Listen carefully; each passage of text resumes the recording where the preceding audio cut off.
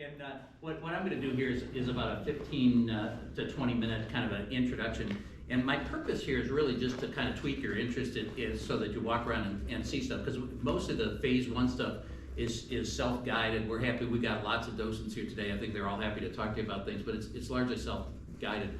After I get done with this, I'll start a loop that has a lot of our minutes at the museum snippets, so you can, if you get interested in watching that stuff, you're welcome to do that. As far as a starting point, I use this slide because the museum is all about wheeled vehicles in Pontiac. So it's not just about Pontiac brand. A lot of people kind of come wanting to see GTOs and Firebirds and all that stuff, which you will see. But it's about the people, it's about the industrialization, it's about the social history of Pontiac as relates to wheeled vehicles. And it's a pretty glorious history, as hopefully you'll get a picture of here pretty quickly. It's about 170-year history. Earliest carriage manufacturer in Pontiac was in 1838. There were 47 distinct companies that built or sold wheeled vehicles. And I'm talking about like engineered and built. I'm not talking about dealerships. 47 companies, but way more than most people understand. 35 different marketed brands built in Pontiac, 24 types of transportation. That's everything from wheeled motorized bicycles to amphibious trucks. About 20 million cars and trucks produced, and very extensive set of subsystems, 27 million engines, 2.5 million of the Model T bodies came out of Pontiac, and it's still the home of many Tier 1 automotive suppliers. Pontiac was incorporated in 1818 and quickly grew to be the largest of the inland cities, basically cities other than Detroit in the Michigan territory. And one of the interesting things about how Pontiac started is it was land grants to mechanics. And for anybody familiar with American history, what was going on in the early 1800s, there were a lot of communities doing land grants for agricultural purposes, and they were land grants to Revolutionary War soldiers and that kind of thing. Pontiac was different because they did it for mechanics, and mechanics was sort of the term of the day for people that made stuff. So it was a manufacturing town basically from day one. And Pontiac was ready for business in the early 1800s because the railroad came early. In fact, there were 4 railroads that serviced Pontiac at one point in time. The railroad came early. There were streetcar connections to the other local cities. It had water power, which was pretty important. It still does have water power. It's just underneath the streets in the Clinton River going through Pontiac.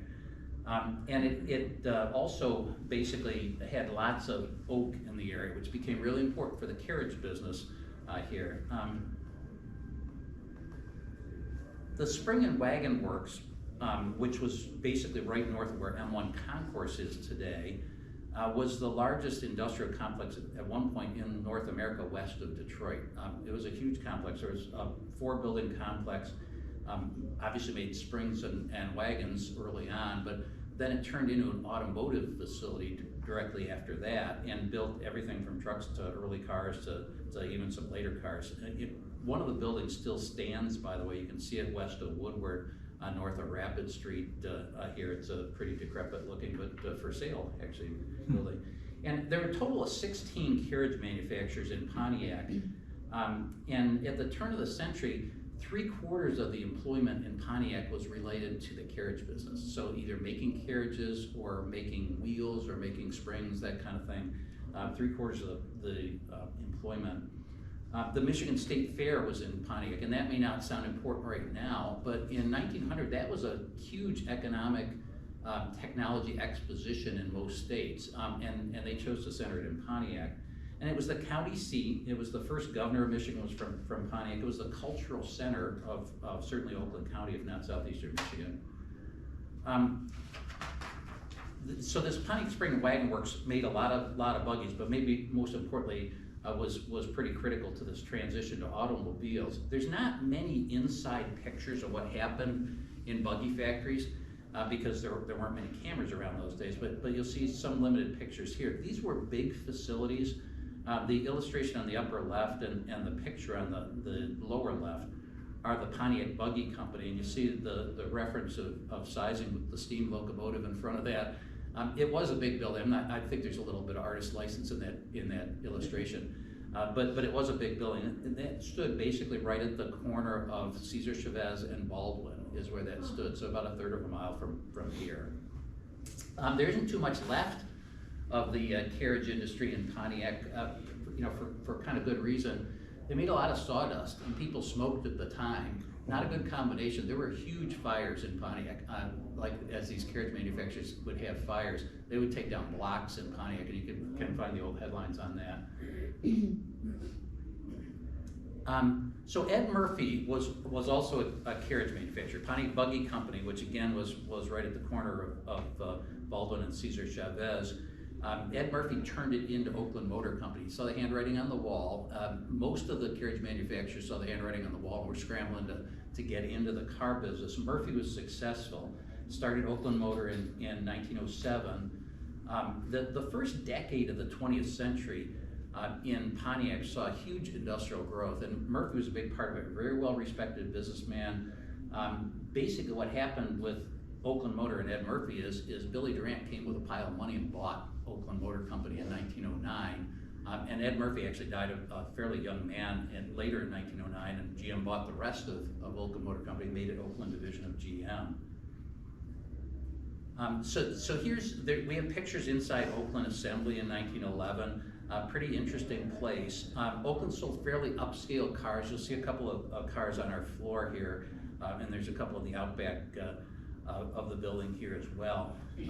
Basically progressed to selling about 40,000 cars a year, so pretty successful division. There were other car manufacturers, probably that you may have never heard of. The Welch was a really high-end vehicle in the 1940 to 1919 time frame. The Flanders, you'll see a Flanders body, electric car body. Pontiac built their first electric cars in 1912 and built their first electric trucks in 1912 as well. And Flanders, Walter Flanders is a really interesting character in the auto industry here. You'll want to look at that stuff on the floor. Byron Carter made Carter cars in Pontiac 1905 to 1915. Suffered the same fate as others. Billy Durant bought him up and made Carter Car division of GM. Billy Durant was very focused on Pontiac was a place where he purchased a lot of stuff. And we'll get to more of that as we talk here. One of the other things I'll say is among these other, so these are early car manufacturers, but again, Bodette Carriage Company, for instance, became the primary builder for Model T bodies because the carriage companies were ideally positioned to make wood bodies. So here's a picture of President Taft coming up Saginaw Street in 1912 Oakland. And the impact of this picture, I think, should not be lost. That Pontiac in the first and second decade of the 20th century was like the Silicon Valley of the US. It's probably hard to imagine right now, but the industrialization that was ongoing was very substantial. It wasn't just in cars. As some of you know, the radio was kind of proven around 1914. Pontiac was building radios by 1919 in a factory over on Telegraph. Pontiac was building phonographs. Later on, Pontiac built automated dishwashers. The Pontiac population by 1930 was actually 31% of all of Oakland County. It was a big economic center. So let me talk more about cars and kind of what happened here. This interesting picture is the New York Auto Show in 1926. So just to place this, Henry Ford had 90% of the US market in the early 20s, 90% with the Model T. It was cheap, it was reasonably reliable, etc. Alfred Sloan of GM had a plan. He basically had upscale divisions like Oakland and so forth, and he wanted to introduce companion brands that were going to be a lower price thing, but offer more feature content than the Model T. So he launched Pontiac. Pontiac was the first companion brand, and Pontiac was Oakland's companion brand. He took the tribe to this is right outside the Waldorf Astoria. The general manager of Pontiac is the person talking with, I guess, the two people talking in the center of the picture. Alfred Sloan's in the picture as well. The 1926 Pontiac launch was the most successful automotive launch ever to the time. They sold 70,000 cars the first year. Now remember, Oakland was only selling about 40,000 ever. So it's the first of two very remarkable things that happened in Pontiac. Just tremendous opportunity provided. Here's what a 1926 Pontiac looked like. The price at $825 was a little bit more than a Model T, but it was a closed body, it was a 6-cylinder engine, it had good gradability, stuff that the Model T didn't have, and very successful launch. A lot of advanced technology for the day. As you might imagine, all of a sudden, Oakland's going from producing 40,000 cars a year to 110,000 cars a year, like overnight. So they built a big plant, and this was the Pontiac home plant on the north side of Pontiac. The upper part of the picture is the Fisher Body plant. The lower part is Pontiac Plant 8, where the vehicles were assembled. One of the unique things of the day is it had body and chassis adjacent to each other.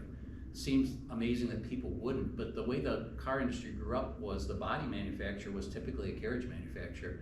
The chassis guy was operating in a different place. So Pontiac connected the two with that silver streak you see that moved the bodies right across the railroad tracks. Pontiac was also the first place color was painted in volume in the industry, which was kind of obviously a very important innovation for the buyers at that point in time. This was called the Daylight Plant. This is only part of the complex. You'll see further pictures of the complex later on, but it was called that because it allowed more daylight in the building than other manufacturing facilities had, which was obviously important for workplace quality and important for people being happy in the plant. I'm gonna jump to trucks. Rapid Truck, you'll see a Rapid Truck on the floor. It started in 1902. Ran through 1911. Rapid Truck was by far the most successful commercial truck in the industry. Shipping to Europe by 1905 from Pontiac. It was on the current site of the M1 Concourse. In fact, the north border of the M1 Concourse is Rapid Street, where the Rapid Truck headquarters was. There's one building still left of the Rapid complex down there, which is the old powerhouse. So what happened to Rapid? Well, Billy Durant took note of it and said, I'm making this part of GM, and Rapid became GMC, combined it with Reliance and Randolph to make GMC, and GMC was then headquartered in Pontiac for the next 70 or 80 years, and actually built in Pontiac for 100 years on the south side of Pontiac. Every type of truck known to man, everything from 18-wheelers, 18-wheeler trailers, to light-duty pickups and so forth. Pontiac was the homeroom for that, and incredible array of stuff, including military, very unique military custom production kind of stuff. Mostly medium duties. That was the bread and butter in Pontiac was medium duties. I didn't say this before, but when Pontiac built the home plant in 1926, it was the largest U.S. construction project, the largest construction project in the U.S. in 1926. That steam shovel loading the truck there in 1927 was the largest construction project, but it was on the south side of Pontiac. So, I mean, you can see how much was happening in Pontiac, pretty incredible. I love the Doughboy convoy here. So, I mean, GM quickly began supplying the military. That picture is on Woodward Avenue. In 1917, the military was accepting a convoy of vehicles from the plant in 1917. It's the Long Lake dip in Woodward is what it is. So not surprisingly, the 27 truck plant grew to be a huge site. You see South Boulevard along for those of you that kind of know Pontiac, is the reference there. This is all kind of the homeroom for UWM right now. There's actually only one building left on that complex that is the former truck plant. And GM got pretty prominent at places like the World's Fair with a world in motion, a transportation vision for the world. And these actually went to World's Fairs for 15 years or something. This is arguably one of the most famous show vehicles ever built. There were, I think, 11 of these things built, and there's 10 of them still exist, and they're very interesting vehicles. But that led GM into building basically 50 years of coaches in Pontiac, about 6 generations in Pontiac, and this doesn't really include the old stuff, but some of them are very significant, like the Scenic Cruiser Buffalo style thing, which you've probably seen in the old sort of Greyhound Scenic Cruiser. GM basically had about, we think, 85% of the US market for buses prior to 1980. And the only reason that's not in existence today is because the Department of Justice doesn't look kindly on an 85% market share and force GM to break it up and sell it off, basically. It includes some pretty famous buses. If you go to the Henry Ford Museum, you'll see the Rosa Parks bus, and it says right on the front entry step, built in Pontiac. The truck operations in Pontiac became very crucial to the arsenal of democracy. So during the war, Pontiac built a lot of wartime products, converted to build 362,000 deuce and a half trucks. They also built 150,000 in St. Louis, which were engineered here. General Patton called this the true hero of World War II. Pretty high praise when you got Patton calling that the true hero of World War II. Pontiac also built the ducks, the amphibious trucks that were landed on the beach in Normandy and Italy and so forth.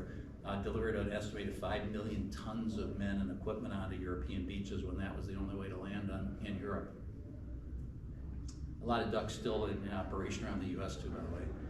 And there was a litany of other parts: anti-aircraft guns, torpedoes, field cannons, and big part of the war effort. And one of the more significant things about this is that this is a women empowerment story almost beyond belief, that if you look at the pictures, the women are welding together those duck hulls and driving those ducks out of the plant and so forth. That it's a remarkable thing, and maybe I'll say it strengthened a trend that was already evident in Pontiac employment, that there was empowerment of all genders, all ethnicities, et cetera. And was this enough, for what the U.S. ought to have been doing for people of sort of disadvantaged background? Probably not, but Pontiac was ahead of the curve in terms of doing that stuff. So a lot of people will come to this museum to hear about the Pontiac resurgence stories that started in 1956 with Bunky Knudsen being appointed general manager. And it's a remarkable story. I said there's sort of two remarkable stories in Pontiac. One is the 26 introduction, and the second is what happened from after Knudsen came on board. Pontiac was basically number 7 in the industry, sort of seen as a dowdy maybe, but reliable brand. He immediately brought in John DeLorean, brought in Pete Estes, won 4 Motor Trend Car of the Year awards in a decade, grew to the number 3 selling brand in the country behind Chevrolet and Ford, and basically jumped on the muscle car bandwagon big time. And there was one hit after the next in terms of the 60s stuff. It was just remarkable how these things hit the marketplace. A lot of it was lifestyle and styling that really captivated the era, that they kind of understood exactly what was going on in the field and responded to it and appealed to it. Pontiac became a cultural driver, as you know, in the U.S. between hit records and Smokey and the Bandit and so forth. Just a remarkable part of the muscle car culture. Not surprisingly, that led to another, basically 2 decades of huge industrial growth. So this is the Pontiac North Complex, which is the car complex in Pontiac.